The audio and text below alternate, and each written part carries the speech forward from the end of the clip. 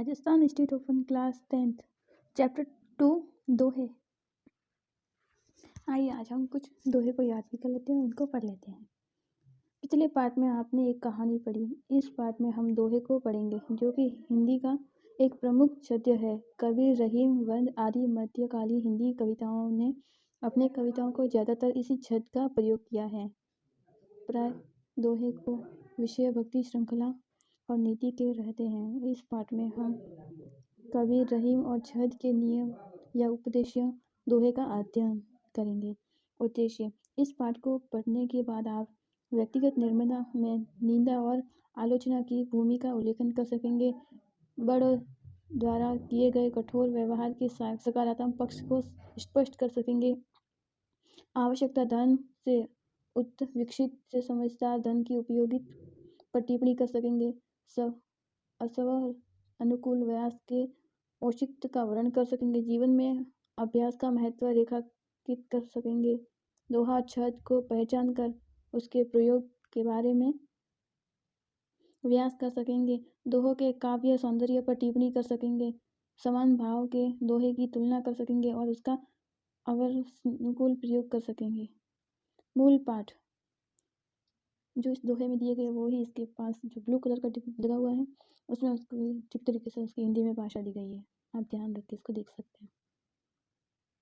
ऊंचे कुल का जन्मिया, करनी ऊंच न होई, सुबरन कलश सुरा भरा, साधु निर्बल सोई, निरक नियरे राखिए, आंगन कुटी चवाए, बिन पानी साबु बिन निर्मल कठे सुभाए।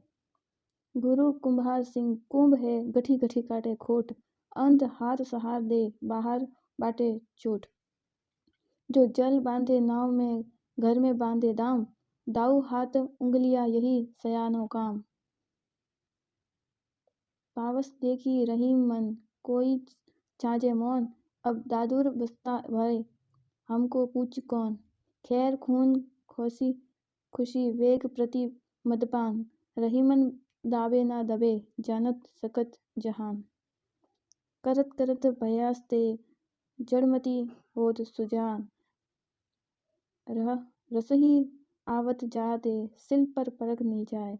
नैना देत बताए सब, हिय को हेत अहेत, जैसे निर्मल आरती भली बुरी कही देत। आइए इस दोहे को हम ठीक तरीके से समझ लेते हैं।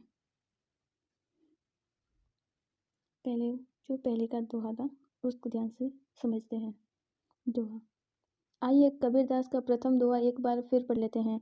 कबीर कहते हैं कि अगर अच्छे घर खानदान में पैदा हुआ व्यक्ति का व्यवहार और उसके कर्म अच्छे न हो तो वह उसी प्रकार निंदा का पात्र हो जाता है। जिस प्रकार शराब भरे सोने के कलश को सजन नियत समझने से कहते हैं, का मतलब है कि जिस प्रकार सोने का घड़ा भी अपने अंदर शराब जैसे वस्तु भरी होने के कारण अपनी महक खो देता है और बुराई का पात्र बनता है, उसी प्रकार अच्छे कुल का परिवार में जन्म लेने वाले व्यक्ति का आचरण अगर अच्छा न हो तो वह भी लोगों की तारीफ का नहीं बल्कि निंदा का पात्र बन जाता है। इस दोहे में कवि ने बताया है कि आदमी की पहचान उसके घर खानदान से, उसके वर्ण और जाति से, उसके धर्म धनवान और निर्दय होने से नहीं बल्कि उसके आचरण, उसके व्यवहार और चाल चलन से होती है। अच्छे कर्म करने वाले व्यक्ति की प्रशंसा की जाती है और बुरे कर्म करने वाले की निंदा की जाती है। टिप्पणी: मनुष्य के बारे में अपनी बात को अधिक स्पष्ट करने के लिए कबीर ने इस दोहे में सोने के कलश का उदाहरण दिया है। जब किसी बात को समझने के लिए जीवन जनत के किसी दूसरे व्यवहार को उदाहरण के रूप में प्रस्तुत किया जाता है तो उसे दृष्टांत कहते हैं। अंत यह दृष्टांत अलंकार का प्रयोग है।